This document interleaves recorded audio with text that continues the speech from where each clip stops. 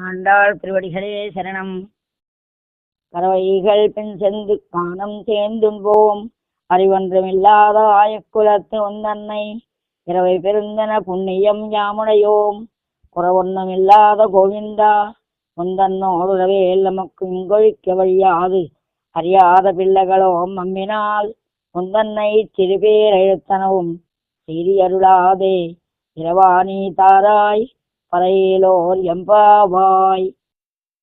అర్థము: అరుగుతునాల వెంబడిని ఆ వనమందె భుజింతుమయ్య ఏమరిగని వెర్రిగొల్లలము ఇచ్చట నీ ఉదయించుటంగదా సరస జనేత్ర నిన్నటను స్వల్పపు మాటల కీర్తియుందుము అంతరమున కింకబూనకము తప్పక కోరిక దీర్పుమాహరి.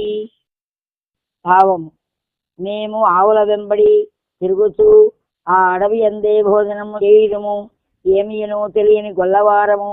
నీవు పుట్టినందు వలననే స్వల్పమైన మాటలతో పద్మముల వంటి కన్నులు గల ఓ స్వామి, నీ మనమున వేరుగా తలంచక మా కోరికలను తీర్చుము.